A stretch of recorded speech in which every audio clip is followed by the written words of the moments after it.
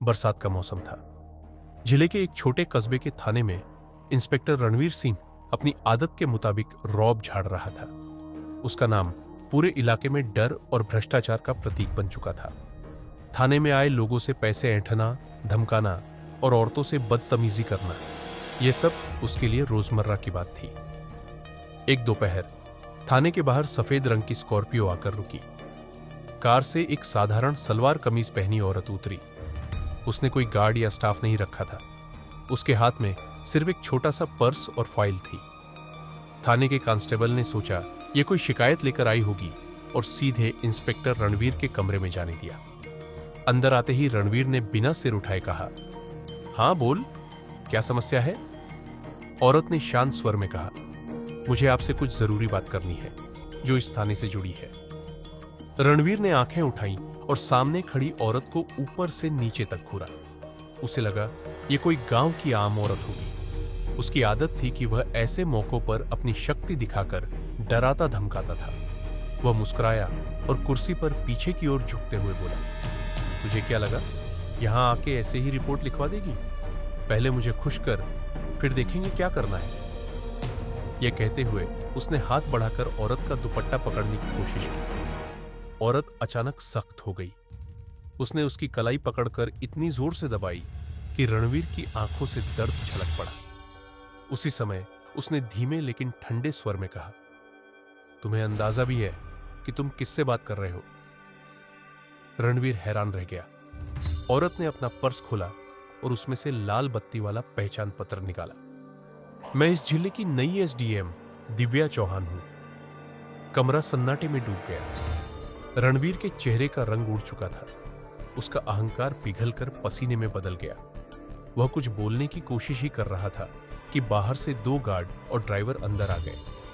उन्होंने SDM madam को salute किया। उस शाम तक खबर जंगल की आग की तरह फैल गई। मीडिया चैनल्स ने हेडलाइन चला दी, थानेदार ने की महिला एसडीएम से बदसलूकी, रंगे हाथ पकड़ा गया। गांव में चौपाल पर चर्चा होने लगी। लोग कह रहे थे, हम तो सालों से कहते आ रहे थे कि यह इंस्पेक्टर कितना गंदा इंसान है। अब जाकर ऊपर वाले ने हमारी सुन ली। गांव की औरतें और पीड़ित परिवार गवाही देने के लिए खुद आगे आई। एक महिला ने कैमरे के सामने कहा, हमारी बेटियों के साथ दुर्व्यवहार हुआ, लेकिन इसने केस ही दबा दिया। आज मैडम को इंसाफ मिला है तो हम सबको भी मिलेगा। मामला कोर्ट तक पहुंचा। कोर्ट में मीडिया की भीड़ और वकीलों की बहस से माहौल गर्म था। प्रोसिक्यूशन वकील ने दलील दी, माननीय न्यायाधीश महोदय, यह मामला सिर्फ एक महिला अधिकारी से दुर्व्यवहार का नहीं है। यह उस सत्ता का दुरुपयोग है जिसने सालों से गांव वालों की जिंदगी को नर्क बना दिया।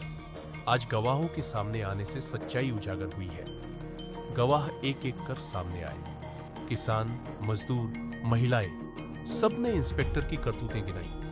डिफेंस वकील ने बचाव की कोशिश की, महोदय, यह एक षड्यंत्र है। मेरे मुवक्किल के खिलाफ राजनीति खेली जा रही है। लेकिन एसडीएम दिव्या चौहान खुद गवाही देने खड़ी हुई। उनका स्वर स्थिर था, मुझे किसी षड्यंत्र की जरूरत नहीं। मैं खुद अपनी आंखों से देख चुकी हूं कि इस इंस्पेक्टर ने किस तरह अपनी वर्दी का दुरुपयोग किया। अगर आज कोर्ट इसे बख्श देगा तो कल कोई भी अधिकारी, कोई भी महिला सुरक्षित नहीं रहेगी। कोर्ट का माहौल एकदम बदल गया। फैसले के दिन जिला अदालत के बाहर मीडिया और गांव वालों की भीड़ उमड़ी हुई थी। न्यायाधीश ने आदेश सुनाया, इंस्पेक्टर रणवीर सिंह को पद का दुरुपयोग, महिला से दुर्व्यवहार और अन्य गंभीर आरोपों में दोषी पाते हुए 10 साल की कठोर कैद की सजा सुनाई जाती है। कोर्ट के बाहर गांव वालों ने तालियां बजाई। महिलाएं रोते रोते बोली, आज पहली बार लगा कि न्याय हुआ है। मीडिया ने फिर हेडलाइन चलाई, एसडीएम मैडम बनी इंसाफ की मिसाल, भ्रष्ट इंस्पेक्टर को मिली सजा। उस दिन से कस्बे की तस्वीर बदल गई। लोगों में पुलिस का डर कम हुआ और भरोसा बढ़ा। एसडीएम दिव्या चौहान का नाम गांव-गांव में गूंजने लगा और यह कहानी सबको याद दिलाने लगी कि जब सत्ता का घमंड औरत की इज्जत से टकराता है तो इंसाफ की आवाज सबसे ऊंची होती है।